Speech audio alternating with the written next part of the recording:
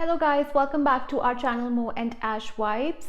So today I'm going to talk about a topic that has been asked from us a lot of times. So people often ask us that what is the best option for them to migrate to Canada after the age of 35 if they do not have a job offer or they do not have enough funds to open a business. Because if you have a job offer, then you have a lot of options. You can apply for LMIA or you can go for PNP programs. If you have enough funds, then you can think about migrating to Canada as an entrepreneur.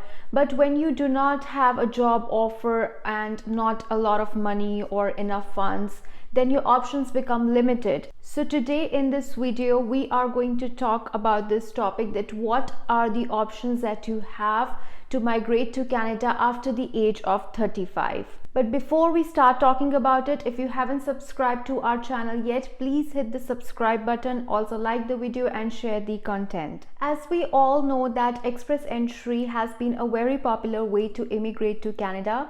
Especially Federal Skilled Worker Program and Federal Skilled Trade Program have been two popular programs through which people can immigrate to Canada even if they do not have a job offer. But these two programs were on temporary pause. However, this year, early in July, these two categories are opening again. And so it's a very good opportunity for people to immigrate to Canada through these programs even if they do not have a job offer. However, if you are above the age of 35, you might face one problem. Now, FST and FSW categories uses your CRS score to rank your profile in the express entry pool.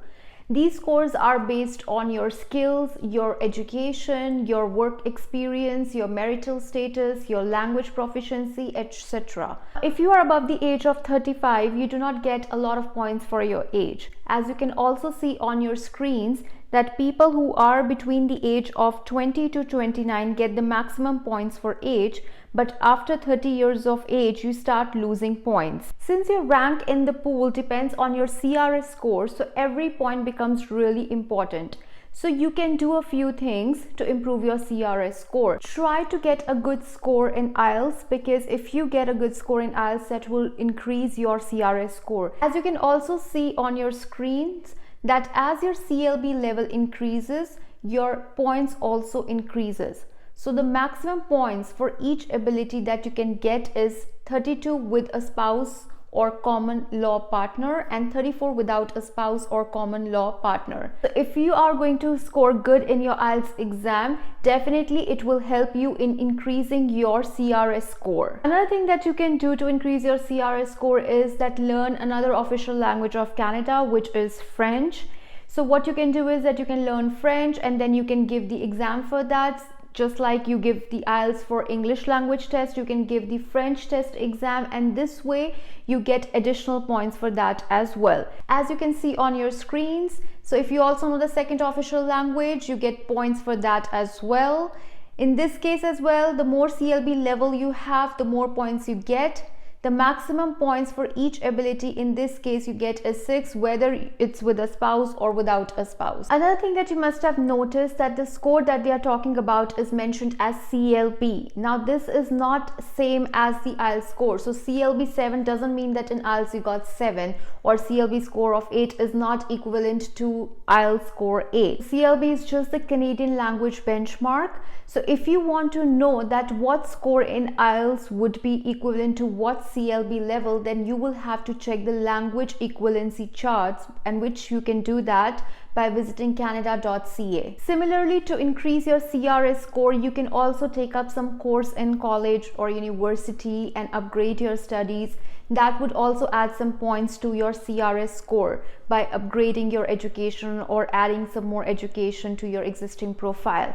However, this process might take longer and it's not a quick solution. And it is quite possible that even after working on all these factors, your CRS score is still low. So what should you do in that situation, and what options do you have in that situation? Now, a lot of people also go for the option where they come to Canada as a visitor and then they convert their visitor visa to work permit.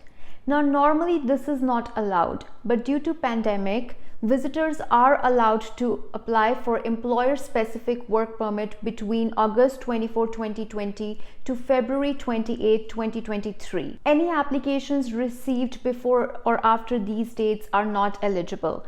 We have also made a video on that. We have provided you the link in the I button as well as in the description box. So if you go for this option, make sure that you are taking care of a few things. First thing is that you should do it before February 28, 2023, because if you submit your application after this date, then you won't be eligible. Second thing is that since this work permit is employer specific work permit, so it means that you need to have a job as well as you need an employer who's ready to support you. So it really depends on your luck and situation and your contacts that whether you are able to find that kind of job or not, or whether you are able to find an employer who's ready to provide you with that support or not. So it really depends on few factors. So now what else can you do? Now, a lot of PR pathways require you to have a job offer or Canadian experience or Canadian education. So what else can you do? So one thing that you can do is that you can study in Canada. So if you're going to study in Canada, it's going to open many doors for you. There is a better chance that after studying in Canada that you are able to find a job and gain experience. And if you find a job here and gain experience, then you have a lot of extra points for your education, for your job. And this way you can apply under many categories such as Canadian Experience Class or different PNP programs depending on your situation, on your job. So basically you will have more and more opportunities to apply for your PR. But a lot of people have this notion that if they are above the age of 35, their study permit application won't be approved. This is because they think that there has been gap years, because when they completed their education, it was a long time back, and since then they haven't studied again and there have been gap years. But well, that's not true. The word gap here is really misunderstood. People think that when they are talking about the gap years, so there shouldn't be any gap in between the education. Well, gap has nothing to do with education. The word gap here means that if after completing your studies you were doing nothing, then that would be considered as gap. But let's say after completing your studies you were working somewhere, then that won't be considered as a gap year because you were doing something after completing your studies. And you can prove this by providing your employment letter or your pay stubs or any official letter from your workplace. Basically, as long as you are doing something, it is not considered as gap. Also, if you decide to apply for a study permit, you can do a few things to make your file strong. First thing is that select your course really wisely. When I'm saying select your course wisely, it means that select a course that will help you in your career progression. First of all, it should be related to your current field and current job, wherever you're working. It should be related to that. And then this course should add some value to your existing career. So basically, this course should help you in stepping up in your career or taking you to the next level in your career. So selecting a good course related to your current field is really important over here. For example, let's say you are working as an analyst in your home country. Then you should select a course that will take you to the next level in your career. So maybe you can go for a course in business intelligence and analytics or business programming. Similarly, let's say you are working as a manager in your home country and then you decide to take a diploma course in business management in Canada. Then there is a very high chance that your study permit would be rejected because you are already working as a manager. So taking a diploma course in business management is really not adding any value to your career. So which is why it's very important that you choose your course wisely, which is actually helping you to progress in your career and is also related to your field. Now, another thing that you can do to improve your study permit application is write a good SOP.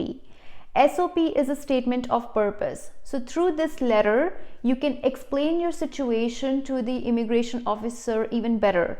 You can tell the immigration officer through this letter that why did you choose to study in Canada? why did you choose a particular course, why did you choose a particular college, and how is this course going to help you to progress in your career, and all those things. We have also made a detailed video on how to write an impressive SOP letter. We have provided you the link in the I button as well as in the description box. You can go through that. This will help you to write a good SOP for your study permit application. So if you are above the age of 35, it's not like you do not have any options to immigrate to Canada. You have few options through which you can come to Canada, like you can come to Canada as a federal skilled worker or as a visitor or as a student. It's just that you need to work on your application and take care of few things. For example, make sure that your CR score is good, and you can do that by working on a few things that I've mentioned in the video. Similarly, make sure that your study permit application is strong, and in case you decide to come here as a visitor and then convert your visitor visa to your employer specific work permit, maybe start looking for contacts. If you have friends in Canada, maybe talk to them that if they can find somebody who can help you with the employer specific work permit. And also be careful about the date, because you can only do this by February 28, 2023. So you just need to take care of a few things and you can still come to Canada and immigrate to Canada. I hope that this video has been useful for you. If you have any more questions related to the video, feel free to comment in the section below and we will get back to you as soon as possible. Now I will see you in our next video. Until next time, ta-da!